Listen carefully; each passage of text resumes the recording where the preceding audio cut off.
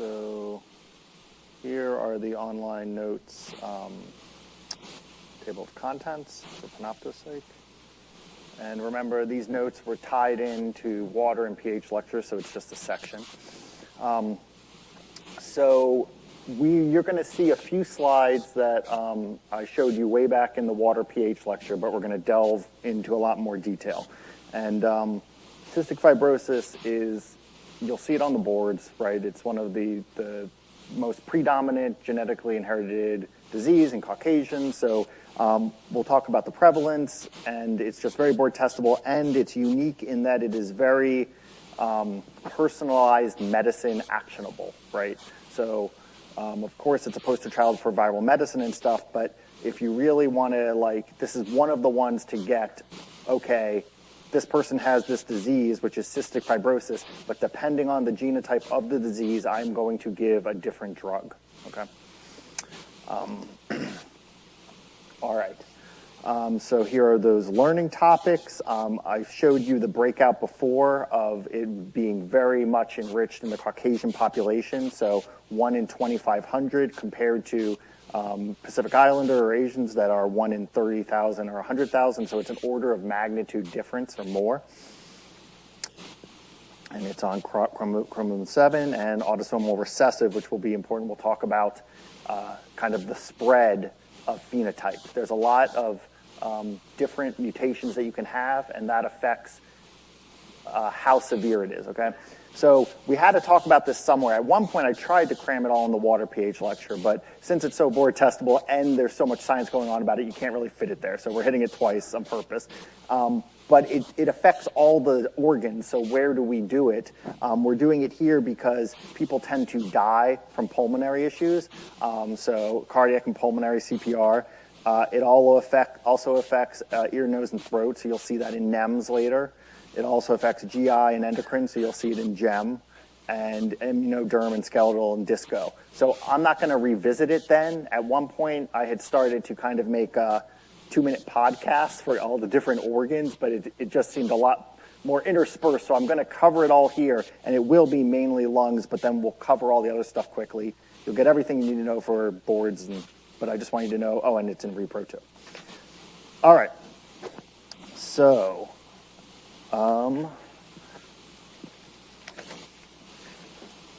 this is the slide that you saw way back in pH, in pH and water lecture, but we're going to go into some more details here. So first, let me talk about a quick review of what's going on, right? So there's this CFTR channel protein.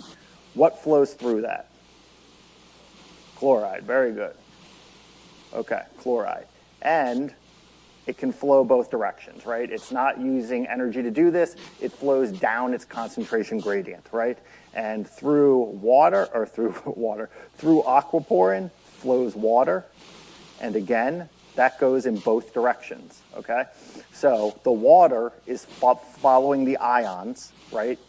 So if there's more chloride somewhere on one side, water will flow towards it, okay? So the big take home, I think you probably remember that when this breaks, you end up with decreased chloride out here, okay? And so the water flows in to the increased chloride here, and you end up with a thick mucus because the water's flowing in, okay? If you want to talk to me offline, I can tell you how it's maybe more complicated than that. They looked at a pig model where they submerged in water and there were still issues, so it might not be, but pretty much that's it. And we'll keep that in your mind for boards, okay? So the relative chloride concentration, we're going to talk about the lungs right now, increases inside the cell, okay, because this is not working. You also have a channel called ENaC,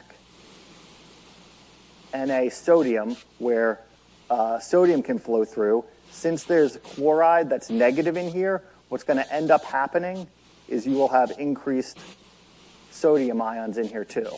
That's just going to increase your water coming in. I think I told you all of that last time. Is everyone good with that? Yeah. Isn't CFTR a ATP transport? So it is, no. So the answer is no, but it is an ABC protein. It has an ATP binding cassette, but in CFTR, those are regulatory regions. So ATP does bind those, but that just activates it. No. So billions of chloride ions can flow through when 2 ATP bind, okay? It would be impossible energetically to do that any other way, okay? So likewise with aquaporin, you're not using energy to flow. Okay. So, so now I'm going to be talking about generically what's in cells, okay? The flow of where those goes differs in different tissues, and we'll talk about that, okay? There is, and I want you to kind of understand stuff, but I don't want to swamp you in things, so I'll try to point out what's the most important. What I just said is the most important for boards. I doubt the boards would give this to you, but I want you to know it because it's a growing field of study. There's a protein called pendrin, okay, that bicarbonate can flow through, okay? And this happens in the lungs. That flows out at the same time that chloride flows in, okay? And so if you're not having chloride out here, then you don't have chloride to come in, and so you don't get bicarbonate out. And the bicarbonate also can cause water to flow out, so that can also be contributing to the thick mucus, as well as changing pH. Turns out that when you don't have these negative ions out there, you can be lowering the pH. It can become acidic, and you prevent biofilms. You can attack bacteria more if you alkalinize, if you raise the pH. So that's another big problem in cystic fibrosis. So those are all targetable and attackable venues for cystic fibrosis, okay? I'm going to tell you something now that you can forget, okay? But just in case it comes up and you're reading about it, you're like, how is this possible? It is, evidently. So I've talked to you about these amazing nanomachine proteins, right? So cystic fibrosis, I showed you kind of behind here, it's a protein, and chloride can flow through. You've seen from Dr. LaFontaine, sodium-potassium pumps. They're amazing at pumping different ions, right? So CFTR, even though we talk about it pumping chloride, it actually can also allow glutathione to go through it and actually bicarbonate. And the degree to which that happens is being investigated, and it can be modified by other proteins phosphorylating it in different places, okay? I'll talk to you about the glutathione thing in a second. So it just gets a little bit complicated because you have bicarbonate here, you have it flowing here, and you have glutathione. But the big take home is CFTR, chloride goes through, ENaC, sodium follows the chloride in here, and you end up with a thick mucus, okay? We will talk more later about this protein on the basolateral side, NKCC. I think I mentioned this to you before, but the gradient confuses students, and this is what causes the gradient. N is sodium, K is potassium, and C is chloride, okay? And so that uses energy to pump those into the cell. Whoops. And so that's why the chloride normally is flowing out here, okay? Because you're building up chloride here, and it flows out and creates a nice watery mucus layer, okay? We'll see this in the sweat gland, okay, NKCC. And I think if this hyperlink works. Yeah, nope. If you somehow click on this, there's a nicer view of it. Okay. All right. So again, this is extremely prevalent in the U.S. So if you look at the world, here's the U.S. versus world population. U.S. is in blue. Okay, we're about a little over 300 million, so we're a small slice. But if you look at the CF population, the U.S. has a gigantic portion, like 40%, because we're a large country and Caucasian. That's genetically why. I wanted to drive home that that does not mean 40% of your patients that you see are going to have CF. If you look at the U.S. with CF and the globally with CF, it's a small sliver, right? So we have over 30,000 people with CF. But you should have that in a ballpark in our mind. We have over 300 million people, right, in the U.S.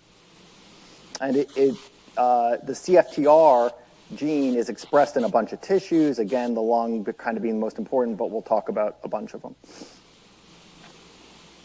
And there are other chloride ion transporters, right? So like in the muscle, you have CIC1. So there, you can have chloride work in other tissues.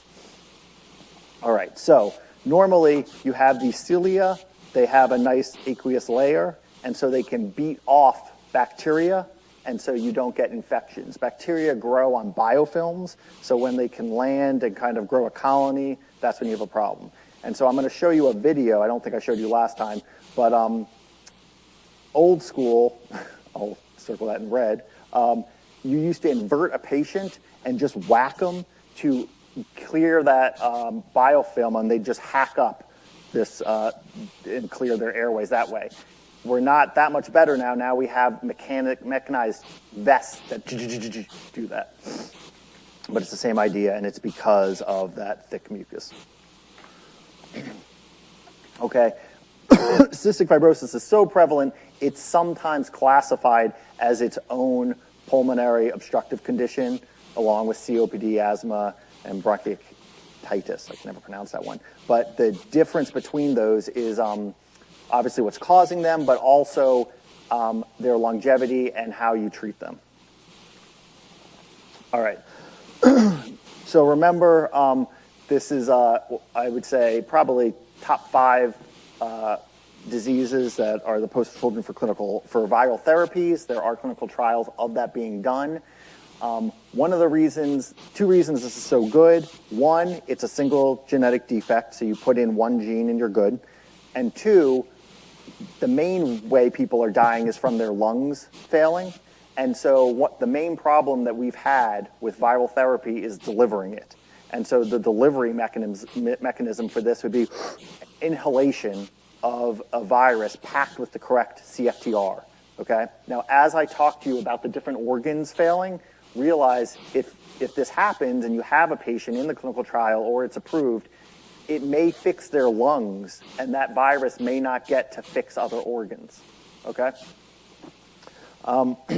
So the lung transplants work, but they don't last very long. So one of the kind of distal effects you see from the impaired lung function is they have this finger clubbing. So if you take your fingers and you put them together, if you have CFTR, because if you have cystic fibrosis, because your airways aren't pumping enough, don't have enough oxygen, you end up seeing daylight through your fingers, okay? You have to push a little bit harder.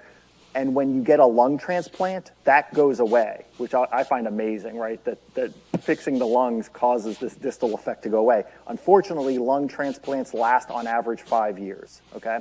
And so we've doubled how long people with cystic fibrosis can live. It used to be 20 years, now it's 40 years. So you don't want to, if you can prevent it, you don't want to give a young CF patient a lung transplant because it's a death sentence in 5 years roughly. And I have data on that, I believe, next. I think I have data showing you that. Okay, so how do you treat the lungs? You can have mucolytics that dissolve the mucus.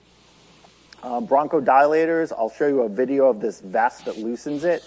Ibuprofen has actually been shown in high doses to be anti-inflammatory and alleviate some of the biofilms. They're always on antibiotics because of these infections. And so has anyone seen, I don't know if it's on Netflix, there's a there's a drama on CF called something like 5 Feet. Has anyone seen that? And so the issue is, this is extremely board testable. If you see Pseudomonas aeruginosa, that's this bug that CF patients in particular keep getting. And so because they keep getting it, if they are close to another CF patient, they're likely to infect them. So like even in schools, you're supposed to sit CF patients more than 5 feet apart. You can have DNA ACE, so as cells are lysing, the DNA basically causes coagulation, so the DNA ACE breaks that up. The cool personalized medicine that's actionable and board testable are these correctors and potentiators, which I'll talk to you about. Correctors, basically think of them as correcting the fold of the protein. So the main CFTR mutation makes that protein not fold right, and so on its way to going to the membrane, it gets shuttled to get degraded instead. And a corrector is a drug that can bind that and kind of like a chaperone and keep it folded well enough to get it in the membrane. And once that known phenylalanine deletion, when that one is in the membrane, it works well enough. Okay, a potentiator is if you have a CFTR that has a mutation that gets into the membrane, but it doesn't allow chloride ions to flow well enough. You can have things that bind it, change the conformation, and allow the chloride to flow better. Okay, and exercise helps because it's a respiratory thing. Okay, so if you have patients, which most of you probably will, that have CF, this is one of those that they should be in a clinical trial, okay? There are a massive number, this is maybe a few years old now, but a massive number of clinical trials, and there's a registry for everyone that has CF, and a huge amount of them are in clinical trials, okay? So in 2012, there were 27,000 people, okay, that had CF, and 5,000 of them were in clinical trials. So 20-ish% or something. Also, you'll see that the number, this is going from 1992, 2002 to 2012, so a decade. Lung transplants went up from 150 to 200, so they quadrupled, whereas the number, went up maybe 50%. So we're doing more lung transplants. They're expensive. They still don't work, but it's what we have. Okay, and so this is one of those mutations that's worth just memorizing, phenylalanine 508 deletion, okay? 85% of people with CF have that deletion in one allele. And so I broke down here how much they have one or two. So people that are homozygous for that deletion, okay, are 45%. So 45% of CF patients you see will have the same mutation in both, and it's a big mutation that causes it to not get to the membrane and not conduct chloride well. But 40%, about the same amount, will have one of them. And so this makes a difference because you could give them two drugs. You could give a drug to target the phenylalanine 508, and then their other allele could be normal, or their other allele could be, well, it wouldn't be normal. If the other allele was normal, they wouldn't have CF because they'd be fine. So the other allele will be detrimental in some other way, and so maybe you need one corrector and one potentiator, for example, and I'll show you a table of that. Okay? And then here are examples of what does this X mean? These yellow ones here. These are different mutations that all end in X. In my proteins lecture. Yeah, nonsense. So what does a nonsense mean? Premature stop codon, right. So all of these, okay, could be treated with the same drug. We have these read-through inhibitors. Remember, Atalurin is the example. And so it allows the machinery to get past the stop codon some amount of time. So anytime someone has, I just had a friend this year who has a child that was diagnosed with a rare genetic disorder, one of the MPSs, and they sent me the genetic screen. I was like, because there's nothing you can do for those except if they had a read-through a nonsense codon. They didn't, unfortunately. But so this is something to keep your eye out for. If there's a nonsense mutation, read-through inhibitors generically can work for any disease. Okay, and since there's so many mutations in CF, there's a lot of those. Okay, here's a table showing that data from before. I should delete. That's just a repeat. Okay, so on the right here is we're taking a protein, the CFTR, the squiggly red thing, and we're going and putting it in the membrane, okay? And on the right in green is kind of how it normally works. On the left it can go wrong at each of those steps, and that's a varying level of detrimentalness and how you target it. So once you start making the protein, let me just draw this. Once you start making the protein here, okay, it gets glycosylated. Here is a gel showing the wild type, okay, and this is glycosylated, so this is good, okay, and then the bad one is not. And so if, for example, this is the 508 deletion, it doesn't get glycosylated, and so because of that, it ends up getting degraded. Now, do you guys remember me talking about chaperones? Someone tell me what a chaperone is. Yeah, chaperone. I'm just going to repeat you because of the mics. A chaperone is involved in protein folding. So I think when I told you this, I told you I was going to pull the wool over your eyes, and I'll give you more of the detail later. And so here it is. So generally, chaperones, most of what we think about them doing is helping proteins fold. But really, and I might have mentioned this to you, what chaperones are they are proteins, right, that bind other proteins. So they bind unfolded protein, okay? Now, in many cases, they're binding unfolded protein to help them fold. But sometimes chaperones can bind unfolded protein to detect you're unfolded and you shouldn't be, I'm going to send you to get degraded. And that happens in CF. So calnexin is a chaperone, okay, and it can detect an unfolded protein, a CFTR, partially unfolded, and send it to be degraded via one of two mechanisms. UPR, the unfolded protein response, or ERAD, the ER-assisted protein degradation, okay, which goes off to the proteasome and chops it up. And ERAD's a kind of more specific one. So if you can lower calnexin for the 508 deletion, that would also help get it through, okay? So once you get it into the membrane here, it might not work well, right? And then you could have a corrector to help get the chloride through. And then also, the proteins in the membrane eventually get taken out and degraded in the lysosome.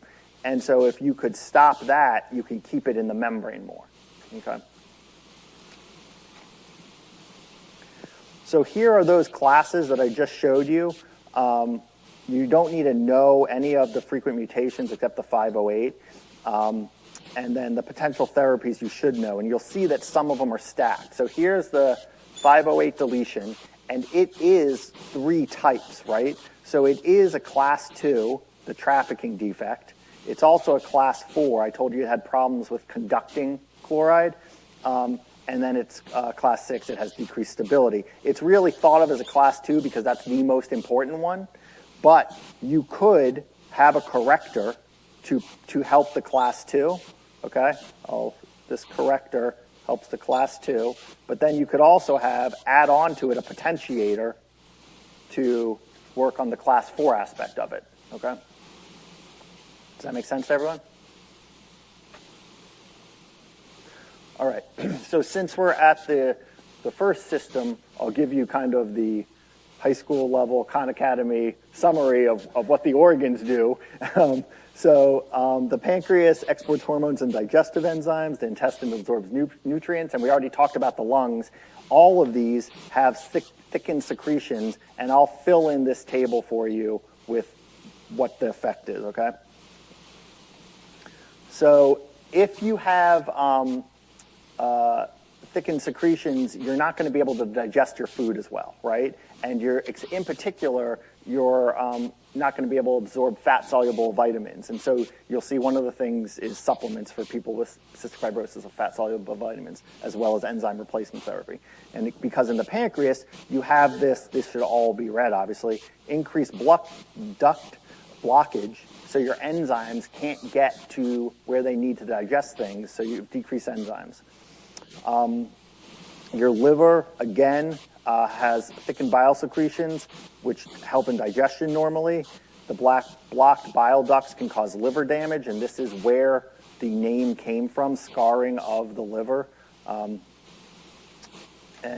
you can't make proteins, so you have blood clotting issues related to fibronectin. The liver disease is the 3rd most common cause of death.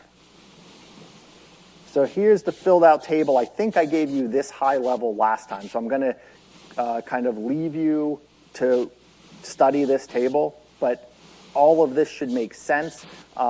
Where the one kind of nice thing, if you want a silver lining, is that people with CF can eat more because they are not getting enough nutrients, right? I think they can, up to 200, I'll make that green, up to 200% the normal caloric intake, okay? But so if we're looking at treatments, you have supplements with fat-soluble vitamins, enzyme replacement therapy, so pig enzymes that we use. They become insulin resistant, so you can you can give them insulin and lipase to help hydrolyze the fats. All right. There is this kind of knockoff effect from CF that almost half of CF patients get, so called cystic fibrosis related disease, related diabetes, CFRD. And so if you look at it by age, when they're younger, about 35% of CF patients have it, and as they get older, it goes up a little bit, okay? So the take home here is that CF patients end up having oxidative stress, and that ends up creating insulin resistance. And so here's showing kind of how those signals converge in different tissues. So in the pancreas, you have fibrosis and fatty infiltration. In the intestine, antioxidant malabsorption, and in the lungs, inflammation and infection. So you have oxidative stress, and that either causes decreased insulin secretion or increased insulin resistance, okay? There's if you want the details here, IRS1 is this insulin receptor substrate 1, and so it's detecting insulin, and normally this green phosphorylation happens to get it in the membrane and detect insulin, but when you have pro-inflammatory cytokines, a different site gets phosphorylated, and that causes it to not detect insulin, okay? So if you want to compare cystic fibrosis-related diabetes to type 1 and 2, it is like type 1 in some ways and like type 2 in other ways. So I ordered them to show the similarities. So in the top ones, we're like type 1, okay? So is it, except for this, sorry.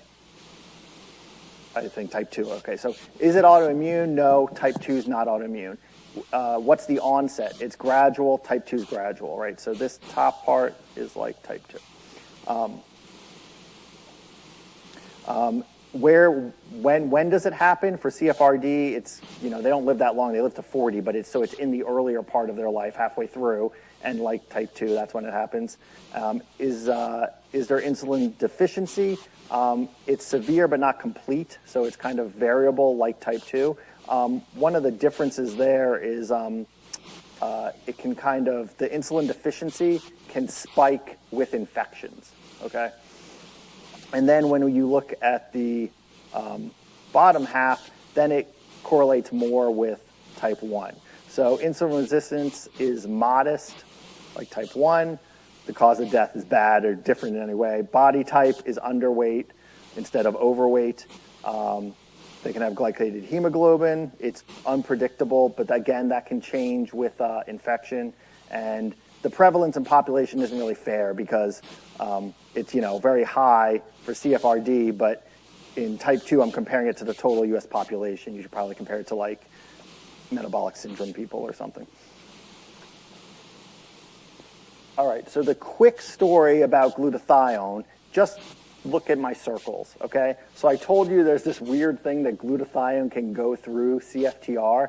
The take home there is that you end up decreasing GSH, and so the ratio goes down of GSH to GSSG, okay, the oxidized version.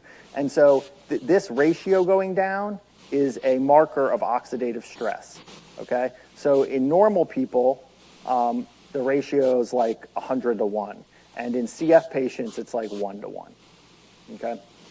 So bad things, increase NF-kappa beta, induce cell death.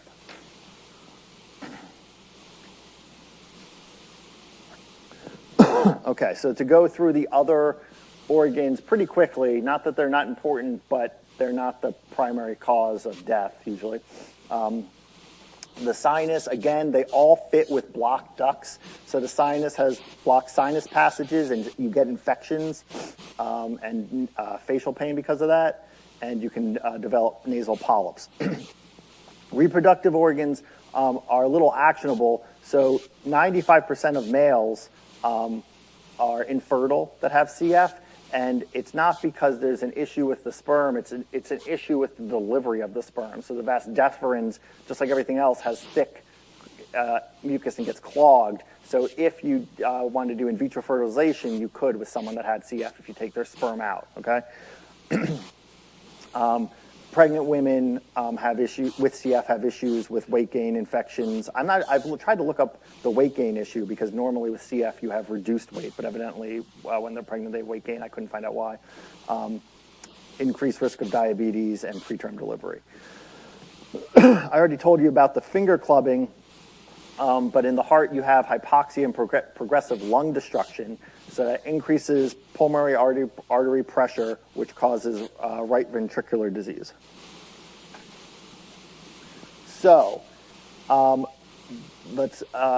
students had some problems with the sweat test before, so we'll go through that again. And do I have a slide?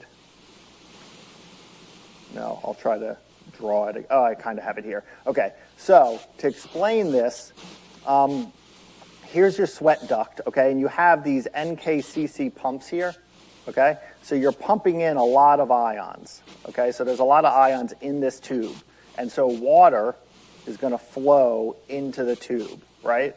And so you end up with a big pressure, and so that's why water comes out as sweat, okay? That's how your sweat gland works. Up here, you have channels that normally, like CFTR, that can take chloride back out. So the only thing that comes out is water, which you are using to cool down, right? But the CFTR is broken, so in addition, you get chloride and sodium out here. Does that make sense to everyone? Okay? And the reason, students were confused about, well, how's it ever work? How's the chloride get in there? It's because the NKCC pumps are functional. So you're still pumping it in and getting the water. You just can't save the salt from your sweat, okay? So this is still the gold standard for detecting that someone has cystic fibrosis, that they have, their sweat is over 60 millimoles per liter. And you put a little pad on a baby, run electricity, make them sweat, and basically you're telling the conductance from the salt. Okay.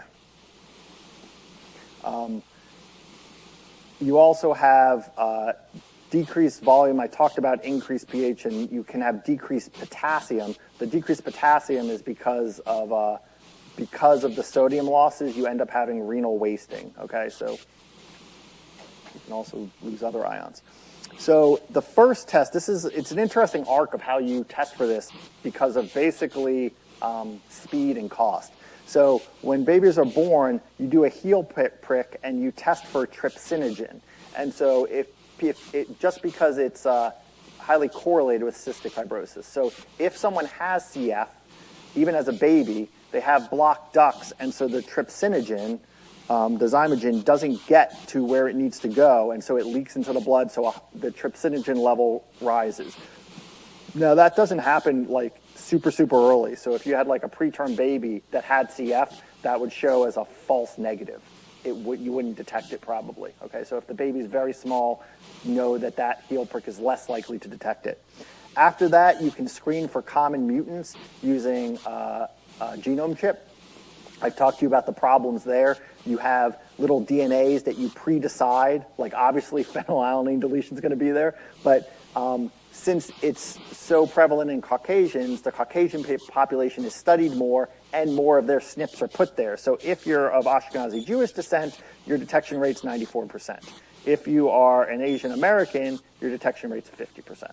Okay, now these numbers change with the chips. This is a few years old, but the demographic of the patient could cause more false negatives, right, for Asian Americans, for example.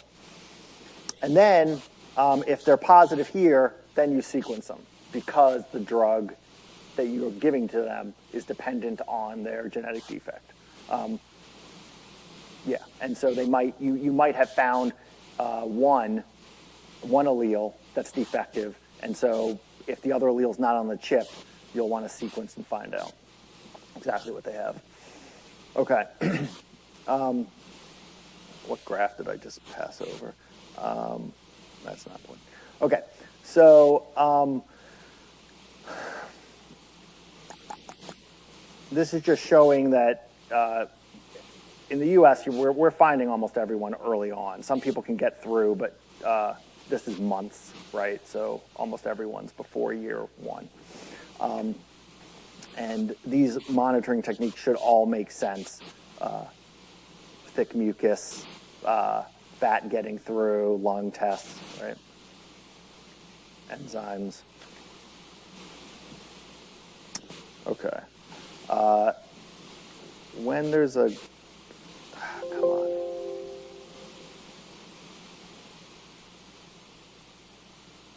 I guess I want to keep that. Okay. Let me show you a video real quick that I think will stick with you. It does with me. And we'll try to make the volume good. Here is Gavin's vest. Here's one clip, 2 clips, and 3 clips. It's adjustable. Yep, adjustable. Adjustable. And then here is how the tubes clip on. Yep, clip it on there. Other side. You got it. Right here on this one. Put it on this one. Yep, put it on there. Good job, Gavin. Now go turn your machine on. No, you got to do this. You got to do this. You ready?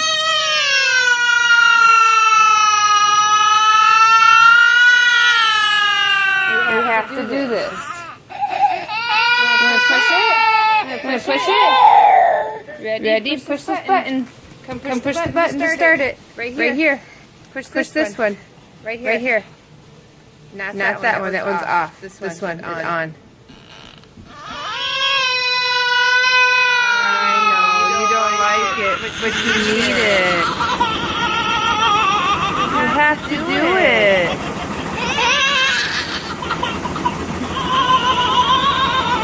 Can't take it. Okay. So anyway, that's the equivalent of whacking on the back, okay?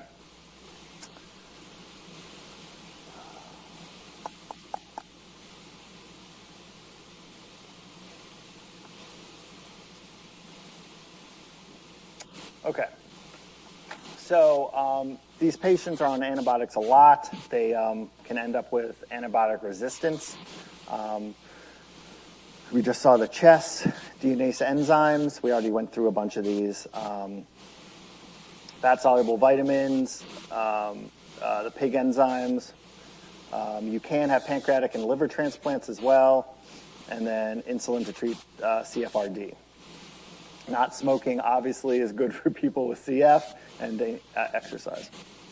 And so here's the data. I should have moved up, but showing you that I thought, okay, maybe young people don't reject lung transplants as quickly, but they do. So the blue line is pediatric lung transplants, green is adult, and you see that they both, the 50% survive. 50% survival rate for both is roughly 5 years, okay? And then even if you look at a subset of the pediatrics, 1 year to 5 years, 6, 11, they're all the same. So basically, we don't do great with lung transplants. But, I mean, I'm not saying these are all bad doctors. I don't know what you do. Clearly, these people were in very bad shape to get a lung transplant. I can't even imagine what shape you were in to be under 1 year and think, let's do a lung transplant that lasts on average 5 years. All right, so here's a summary slide that I just want you to have. We've gone over this. All right, so This is a interesting story of personalized medicine. So personalized medicine is great, right, in theory, but everyone hypes it and without thinking about the cost, okay? So truly personalized medicine could be very, very expensive. CF is interesting in that it gets the moniker of personalized medicine, but it's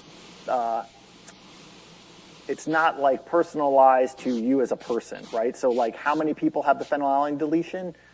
An amazing number of CF patients. So it's easy for pharma to make drugs that target that. It is personalized because you had to know their genome, but this is kind of like the best case scenario, right? And even it is very expensive, and here's an example. So Vertex made this potentiator drug called lumacaftor in 2015. It was a potentiator. Then they made this other drug, ivacaftor, which was a corrector. Okay, or actually they made the corrector later, I think. But the point is they sold them then together, which pharma does a lot because it extends the patent, right? So you kind of extended this patent to be like, okay, let's use both of them. And they do work better together. So it was predicted that they would, have I talked to you about qualities yet? I have, quality adjusted light years, right. So it was predicted that this would add 7.5 years, okay, which is great. It cost, last year, I haven't updated it, $300,000 a year, okay, in the U.S. So interestingly, it costs very different amounts in different countries because it's what the market will bear. So for example, Australia rejected it and was like, we were not going to pay for this. Ireland also rejected. Ireland has the most highest percentage of CF patients, and they were like, it's still too expensive. So I think we're the main country paying for it, $1,500 a week. And here's a site that you can click on. I tried to open it, but the link changed. But anyway, you can click on any country, and it will tell you the genetic breakdown of CF patients in that country, okay? And so you can see in Ireland, they tried to sell it for roughly half of what it is here, and they still said no. Whoop. Okay, that's it. I think this is broken. Any questions for the audience? Yeah. Do the mics, oh, they do work. Yeah. A couple months ago, the FDA approved a new triple drug regimen, and I didn't know if you knew anything about that. I didn't. Do you know what it is? No, okay. Yeah, I don't know. I assume it has, I mean, any drug that's going to make a lot of money will have a corrector because you want to target the 508, and you can tack stuff on that. But I mean, I'm really interested. This should be one of the first viral therapies that works, but we're not there. Yeah. You mentioned earlier one of the top causes of death for CF. Do you know what the number one is? It's your lungs failing, right? And then I think number two is heart. Yeah. So yeah. Follow up. What's the quality of life for patients towards, so life expectancy is 40 years. Mm-hmm. How do they present in these later stages? That's a better question for a clinician, but from what I've seen, it's kind of like COPD on steroids maybe, or well, not on steroids, right? Yeah, so it's, it's a poor quality of life. But I don't know, that's a good question. I'd like to see a graph of quality over time. I don't know how quickly it drops off. I know that there are decades of recurrent infections that you live through. Yeah. The drug regimen's called Trikafta, so it's elexacaftor, ivacaftor, and tezacaftor. Okay, I don't know what the last caftor is, but that's good to know. Okay, yeah. For the test you mentioned... Wait, sorry, real quick. What that also did was extend the patent again. Okay, yeah. Other than the CF gene mutation screening, are the other two tests you mentioned specific to CF? Do they have specificity for CF, or is it something that reactive trypsinogen is not I don't know it being used for anything else, but it's not like specific. You know, if you had something else that was clogging your ducts, causing the zymogens, then you would detect it. So I don't know what that false negative is. And for the sweat test, I also have not heard of any other thing causing that. I mean, I'm sure there are, like you could imagine there could be ENaC genetic defects that would prevent you from bringing in sodium, and then chloride would stay out with the sodium. I think those are just not prevalent enough, right? Okay, thanks.